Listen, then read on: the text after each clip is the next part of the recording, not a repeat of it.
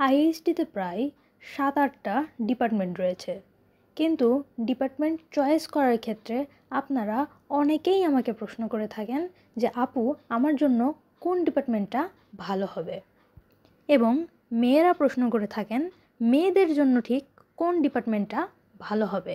আসসালামু আলাইকুম ভিউয়ার্স, আজকে আমরা এই বিষয়টি ক্লিয়ার করার চেষ্টা করব।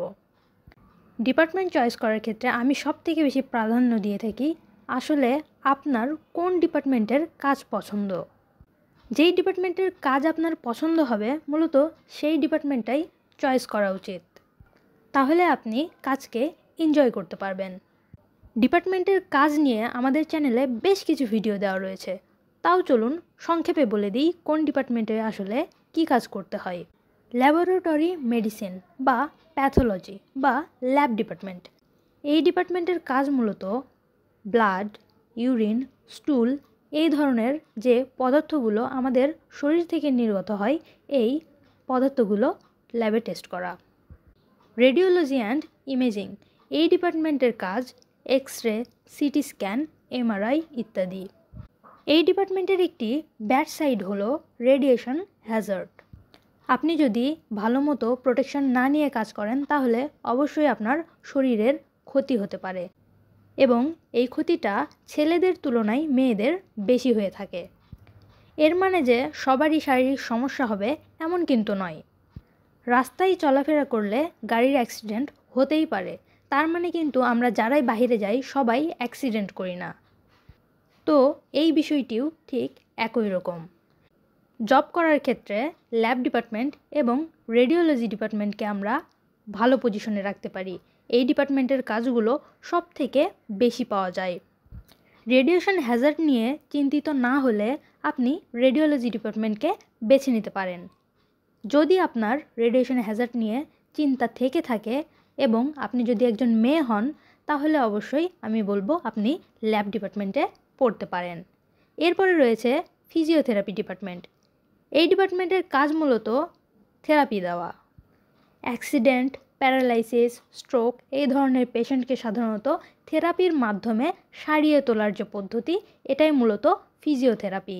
ফিজিওথেরাপি ডিপার্টমেন্টে তুলনামূলক চাকরি একটু কম, তবে হোম পেশেন্ট দেখার মাধ্যমে বা নিজস্ব ফিজিওথেরাপি চেম্বার দেওয়ার মাধ্যমে ভালো একটা অ্যামাউন্ট ইনকাম করা সম্ভব। আপনার শারীরিক গঠন এবং শক্তি যদি ভালো হয়ে থাকে তাহলে আপনি নিঃসন্দেহে ফিজিওথেরাপি ডিপার্টমেন্ট চয়েস করতে পারেন। ছেলে মেয়ে উভয়ের ক্ষেত্রেই এই ডিপার্টমেন্টটা ভালো হবে। এরপরে রয়েছে ডেন্টিস্ট্রি বা ডেন্টাল ডিপার্টমেন্ট। নাম শুনেই নিশ্চয়ই এই ডিপার্টমেন্টের কাজ সম্পর্কে আপনি বুঝতে পারছেন। এই ডিপার্টমেন্টেও তুলনামূলক জব একটু কম, তবে আপনার যদি চেম্বার দেওয়ার মতো আর্থিক অবস্থা এবং লোকেশন থেকে থাকে তাহলে অবশ্যই আপনি এই ডিপার্টমেন্ট নিতে পারেন। ছেলে মেয়ে উভয়ের ক্ষেত্রেই এই ডিপার্টমেন্টটাও ভালো হবে যদি আপনি চেম্বার দিতে পারেন। এরপর রয়েছে ফার্মাসি ডিপার্টমেন্ট। ফার্মাসি ডিপার্টমেন্টে পড়লে আপনি সাধারণত হসপিটাল ক্লিনিকের ফার্মাসিতে কাজ করতে পারবেন বা কোনো মডেল ফার্মাসিতে কাজ করতে পারবেন এবং কোনো ফার্মাসিউটিক্যাল কোম্পানিতেও আপনি কাজ করতে পারবেন। হসপিটালে চাকরি করার ক্ষেত্রে আপনাকে নাইট ডিউটিও করতে হতে পারে, তো এক্ষেত্রে যেসব মেয়েদের নাইট ডিউটি নিয়ে সমস্যা রয়েছে তাদের এই লাইনে না যাওয়াই ভালো।